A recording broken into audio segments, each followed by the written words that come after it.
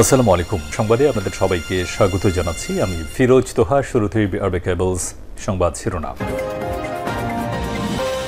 জানিয়ে দেব এই মুহূর্তে হাতে পাওয়া সর্বশেষ গুরুত্বপূর্ণ আপডেট বাংলা সংবাদ। শুরুতেই জানাবো, ভারত গভীর ষড়যন্ত্রে মেতে উঠেছে, দেশবাসীকে সতর্ক থাকতে হবে।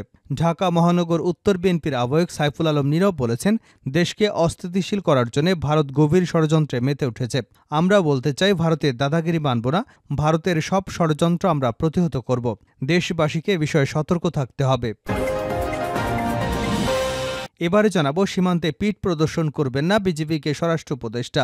দুর্নীতি থেকে নিজেদের দূরে রাখতে বিজেপি সদস্যদের প্রতি কঠোর নির্দেশনা দিয়েছেন স্বরাষ্ট্র উপদেষ্টা লেফটেন্যান্ট জেনারেল মোহাম্মদ জাহাঙ্গীর আলম চৌধুরী। শনিবার সকালে রাজধানীর পিলখানায় বিজেপি সদর দপ্তরে সীমান্ত সম্মেলন কেন্দ্রে বক্তৃতাকালে উপদেষ্টা এ নির্দেশনা দেন। জানাবো, পাকিস্তানিদের মতোই জনগণ শেখ হাসিনাকে বিতাড়িত করেছে। বিএনপির সিনিয়র যুগ্ম মহাসচিব অ্যাডভোকেট রুহুল কবির রিজভী বলেছেন, শেখ হাসিনার ১৬-১৭ বছরের স্বৈর শাসনে কেউ একটু শব্দ করতে পারত না। মানুষ জীবনের মায়া ত্যাগ করে ঐক্যবদ্ধ হয়ে রাস্তায় নেমে তাদের পতন ঘটিয়েছে। যেমনিভাবে ব্রিটিশদের তাড়িয়েছে ১৯৭১ সালে, পাকিস্তানিদের তাড়িয়েছে, ঠিক তেমনি ৫ই অগাস্ট শেখ হাসিনাকে দেশ থেকে বিতাড়িত করেছে। এদিকে ওবায়দুল কাদেরকে ৪৮ ঘণ্টার মধ্যে আটকের দাবি। গণঅধিকার পরিষদ নোয়াখালী জেলার প্রতিনিধি সভায় ওবায়দুল কাদেরকে ৪৮ ঘণ্টার মধ্যে আটকের দাবি জানানো হয়েছে।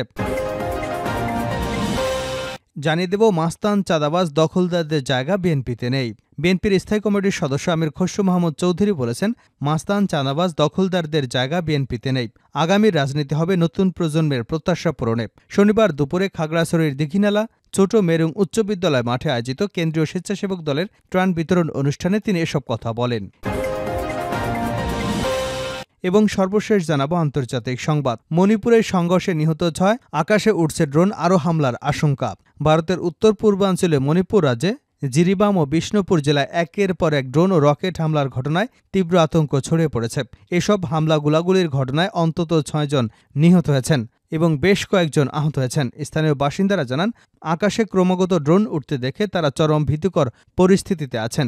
ভারতের রাষ্ট্রায়ত্ত বার্তা সংস্থা প্রেস ট্রাস্ট অব ইন্ডিয়াকে স্থানীয় কর্মকর্তারা জানান, শুক্রবার রাতে বিষ্ণুপুর এবং ইম্ফল পূর্ব জেলায় বহু ড্রোন দেখা গেছে, যা বাসিন্দাদের মধ্যে চরম আতঙ্ক সৃষ্টি করেছে।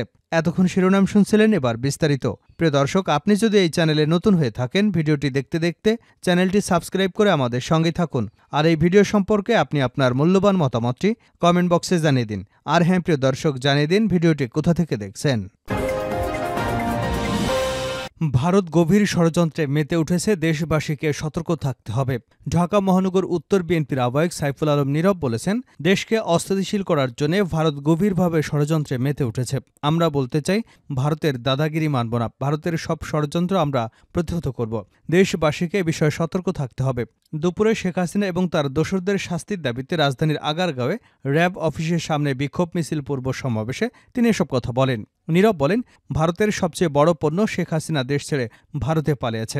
তাকে দ্রুত দেশে ফিরিয়ে এনে শাস্তি দেওয়া হোক, কারণ আওয়ামী লীগের প্রেতাত্মারা বসে নেই, তারা নানাভাবে বিভিন্ন কৌশলে ষড়যন্ত্র করছে।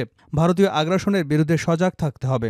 ৫ই অগাস্ট স্বৈরাচার শেখ হাসিনার বিদায় হলেও তাদের প্রেতাত্মারা এখনও চক্রান্ত করছে। তিনি বলেন, বিগত ফ্যাসিস্ট সরকার গত ১.৫ যুগ ধরে বিরোধী মতের লাখ লাখ মানুষের উপর হত্যা, গুম, জুলুম, নির্যাতন চালিয়েছে। এই জুলুমের সবচেয়ে বড় শিকার হয়েছে বিএনপি নেতাকর্মীরা। নীরব আরও বলেন, পুরাতন জঞ্জাল নতুন প্রজন্ম সরাবে। আমরা পরিষ্কারভাবে বলতে চাই, ফ্যাসিস্ট হাসিনাকে সরিয়ে আমরা এখানে এসেছি। প্রতিবাদী তারুণ্য কাজে লাগিয়ে আমরা এগিয়ে যাব। তিনি বলেন, ছাত্র জনতার সাধারণ জনগণ সবাই মিলে রক্ত দিয়ে তুমুল আন্দোলনের মধ্য দিয়ে ফ্যাসিবাদ সরকারকে শুধু পতনই করেনি, লণ্ডভণ্ড করে দিয়েছে। এ আন্দোলন হয়েছিল বাংলাদেশের মানুষের একটি নতুন প্রেক্ষাপট দেওয়ার জন্য। আমাদের নেতা তারেক রহমান নির্দেশ আছে, যদি দলের কেউ কোনো চাঁদাবাজি, নাশকতা, অপরাধমূলক কাজের সঙ্গে জড়িত থাকেন, তার দায়ভার দল নেবে না। অপরাধী যত বড় নেতাই হোক না কেন, তাকে দল থেকে আজীবনের জন্য বহিষ্কার করা হবে। এমন কোনো কাজ করা যাবে না যে জনগণের আস্থা নষ্ট করে দলের ভাবমূর্তি নষ্ট হয়। সীমান্তে পিঠ প্রদর্শন করবে না বিজেপিকে স্বরাষ্ট্র উপদেষ্টা। দুর্নীতি থেকে নিজেদের দূরে রাখতে বিজেপি সদস্যদের প্রতি কঠোর নির্দেশনা দিয়েছেন স্বরাষ্ট্র উপদেষ্টা লেফটেন্যান্ট জেনারেল মোহাম্মদ জাহাঙ্গীর আলম চৌধুরী। শনিবার সকালে রাজধানীর পিলখানায় বিজেপি সদর দপ্তরে সীমান্ত সম্মেলন কেন্দ্রে বক্তৃতাকালে উপদেষ্টা এ নির্দেশনা দেন। উপদেষ্টা বলেন, দুর্নীতিকে কোনো অবস্থাতেই সহ্য করা হবে না। যারা ঘুষ ও দুর্নীতির সঙ্গে জড়িত তাদের বিরুদ্ধে কঠোর শাস্তিমূলক ব্যবস্থা গ্রহণ করা হবে। তিনি বলেন, বিজেপিকে আইন অনুযায়ী কাজ করতে হবে। লেফটেন্যান্ট জেনারেল মোহাম্মদ জাহাঙ্গীর আলম চৌধুরী বলেন, সীমান্ত সুরক্ষা ও চোরাচালান প্রতিরোধে বিজেপির মূল দায়িত্ব। তিনি এ সময় বিজেপিকে পেশাদারিত্বের সঙ্গে নিজেদের দায়িত্ব পালন করবার আহ্বান জানিয়েছেন। ফেলানির মতো হত্যাকাণ্ড আর দেখতে চাই না উল্লেখ করে উপদেষ্টা বলেন, সীমান্তে পিঠ প্রদর্শন করবে না, নিজেদের অর্পিত দায়িত্ব পালন করুন। অনুষ্ঠানে বিজেপি মহাপরিচালক মেজর জেনারেল আশরাফুজ্জামান সিদ্দিকী সহ বিজেপি সদর দপ্তরের ঊর্ধ্বতন কর্মকর্তাবৃন্দ এবং ভিডিও টেলিকনফারেন্সের মাধ্যমে বিজেপির সকল region commander, sector commander, battalion commander সহ অন্য কর্মকর্তারা উপস্থিত ছিলেন। পাকিস্তানিদের মতোই জনগণ শেখ হাসিনাকে বিতাড়িত করেছে রিজভী। বিএনপির সিনিয়র যুগ্ম মহাসচিব রুহুল কবির রিজভী বলেছেন, শেখ হাসিনার ১৬-১৭ বছরের স্বৈরশাসনে কেউ একটু শব্দ করতে পারত না। মানুষ জীবনের মায়া ত্যাগ করে ঐক্যবদ্ধ হয়ে রাস্তায় নেমে তাদের পতন ঘটিয়েছে। যেমনিভাবে ব্রিটিশদের তাড়িয়েছে, ১৯৭১ সালে পাকিস্তানিদের তাড়িয়েছে, ঠিক তেমনি ৫ই অগাস্ট শেখ হাসিনাকে দেশ থেকে বিতাড়িত করেছে। শনিবার নর্থ-ইস্ট অ্যাসোসিয়েশন অব বাংলাদেশের ২১তম প্রতিষ্ঠা বার্ষিকী উপলক্ষে শেরেবাংলা নগরে সাবেক রাষ্ট্রপতি জিয়াউর রহমানের মাজারে পুষ্পার্ঘ্য অর্পণ শেষে তিনি এসব কথা বলেন। রুহুল কবির রিজভী বলেন, শেখ হাসিনার ১৬-১৭ বছরের স্বৈরশাসনে কেউ একটু শব্দ করতে পারত না। বাংলাদেশের মানুষ কি চাইত আর কি চাইত না শেখ হাসিনা তার ধার ধারত না। মানুষের পিঠ দেওয়ালে এমনভাবে ঠেকিয়ে দিয়েছিল যে মানুষ তার জীবনের মায়া না করে তার পতনের জন্য ঐক্যবদ্ধভাবে রাস্তায় নেমেছিল। তিনি বলেন, যারা নিজের দেশের জনগণের উপর অত্যাচার করে, হত্যা করে, আয়নাঘর বানিয়ে বছরের পর বছর আটকে রাখে, তারা দেশ পরিচালনা করবে কিভাবে? কিছুদিন পুলিশ দিয়ে হত্যা গুম করে দেশ পরিচালনা করেছে, কিন্তু মানুষের জীবনের মায়া ত্যাগ করে ঐক্যবদ্ধ হয়ে রাস্তায় নেমে তাদের পতন ঘটিয়েছে। যেমনিভাবে ব্রিটিশদের তাড়িয়েছে, ১৯৭১ সালে পাকিস্তানিদের তাড়িয়েছে, ঠিক তেমনি ৫ই অগাস্ট শেখ হাসিনাকে দেশ থেকে বিতাড়িত করেছে। বিএনপির সিনিয়র যুগ্ম মহাসচিব আরও বলেন, ভারতের প্রতিরক্ষামন্ত্রী তার দেশের বিভিন্ন কমান্ডোদের সঙ্গে বৈঠক করেছেন। এটা উদ্বেগজনক, এটা উস্কানি কিনা জনমনে প্রশ্ন দেখা দিয়েছে। আপনারা ভারত কি নববধূকে সান্ত্বনা দেবার জন্য, তার জমিদারি পুনরুদ্ধারের জন্য কাজ করছেন? এভাবে কথা বলছেন কেন? তাহলে প্রতিরক্ষামন্ত্রী এভাবে কথা বলছেন কেন? ভারতের উদ্দেশ্যে প্রশ্ন রেখে তিনি বলেন, বাংলাদেশের জনগণ দেশ থেকে এক দানবকে তাড়িয়ে মুক্ত বাতাসে চলাফেরা করছে। আমি যে গ্রেপ্তার হতে পারি, গুম হতে পারি, এ শঙ্কা আর নেই। এখন মানুষ স্বাধীনভাবে চলাফেরা করছে, শান্তিতে ঘুমাতে পারছে। এটা কি আপনারা চাচ্ছেন না? বাংলাদেশের জনগণ ফিরে আসুক, মানুষ শান্তিতে থাকুক। এটা কি ভারতের নীতি নির্ধারকরা পছন্দ করেন না? শেখ হাসিনার আজ বাংলাদেশে নেই, এই কষ্ট কি ভারতের নীতি নির্ধারকরা মেনে নিতে পারছেন না? আমরা যেমন ভারতের স্বাধীনতার সার্বভৌমত্বকে শ্রদ্ধা করি, ভারতেরও উচিত আমাদের স্বাধীনতার সার্বভৌমত্বকে শ্রদ্ধা করা। ভারতের উদ্দেশ্যে তিনি আরও বলেন, কোনো দল বা ব্যক্তির প্রতি যদি আপনাদের যোগাযোগ থাকে, তাহলে বাংলাদেশের মানুষ এটাকে ভালোভাবে নেবে না।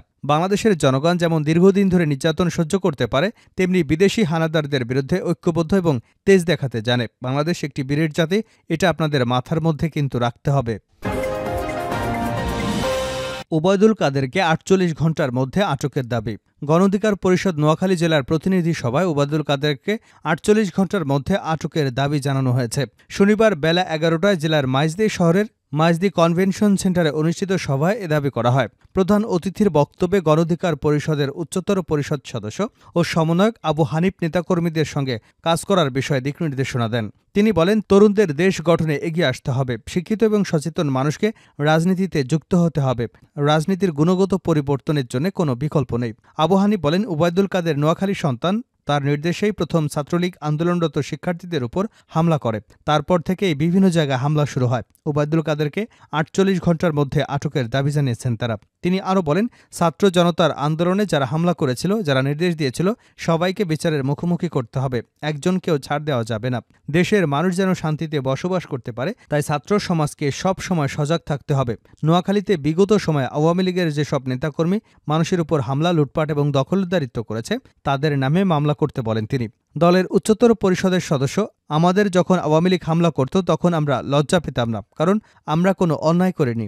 এখন আওয়ামী লীগ নেতারা বোরকা পরে নিজেদের নানাভাবে পরিবর্তন করে পালানোর চেষ্টা করছে। একসময় নোয়াখালীর হাতিয়ায় এমপি বলেছিলেন, হাতিয়াতে তার উপর কথা বলার কেউ থাকবে না। এখন সবাই আছে, শুধু তাদের আপা আর তারা পালিয়ে গেছে। দেশে এক দখলদারকে সরিয়ে আরেক দখলদারকে জনগণ দেখতে চায় না। তাই যারা দখলদারিত্বের কথা ভাবছেন তারা সাবধান হয়ে যান। শেষ করছে আন্তর্জাতিক সংবাদ দিয়ে। মণিপুরের সংঘর্ষে নিহত 6, আকাশে উঠছে ড্রোন, আরও হামলার আশঙ্কা। ভারতের উত্তর পূর্বাঞ্চলে মণিপুর রাজ্যে জিরিবাম এবং বিষ্ণুপুর জেলায় একের পর এক ড্রোন ও রকেট হামলায় তীব্র আতঙ্ক ছড়িয়ে পড়েছে। এসব হামলা গোলাগুলির ঘটনায় অন্তত 6 জন নিহত এবং কয়েকজন আহত হয়েছেন। স্থানীয় বাসিন্দারা জানান, আকাশে ক্রমাগত ড্রোন উঠতে দেখে তারা চরম ভীতিকর পরিস্থিতিতে আছে। ভারতের রাষ্ট্রায়ত্ত বার্তা সংস্থা প্রেস ট্রাস্ট অব ইন্ডিয়াকে স্থানীয় কর্মকর্তারা জানান, শুক্রবার রাতে বিষ্ণুপুর এবং ইম্ফল পূর্ব জেলায় বহু ড্রোন দেখা গেছে, যা বাসিন্দাদের মধ্যে চরম আতঙ্ক সৃষ্টি করেছে।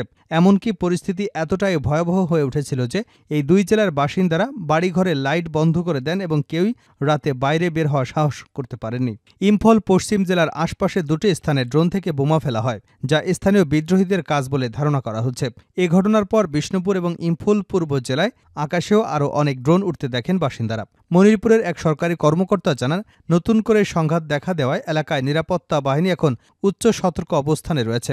পাশাপাশি বড় জমায়েতে বিধিনিষেধ আরোপ করেছে তারা। বিষ্ণুপুর জেলার কয়েকটি স্থানে আকাশে ফাঁকা গুলি ছোড়া হয়েছে। এতে জনসাধারণের মধ্যে আতঙ্ক ও বিভ্রান্তি সৃষ্টি হয়েছে। তবে এসব গুলি নিরাপত্তা বাহিনী নাকি অন্য কেউ চালিয়েছে তা এখনো স্পষ্ট নয়। এর আগে শুক্রবার মণিপুরের প্রথম মুখ্যমন্ত্রী মাইরেবাম কৈরিংয়ের বাসভবনে বিচ্ছিন্নতাবাদীরা রকেট হামলা চালায়, যাতে 1 জন নিহত এবং 6 জন আহত হন।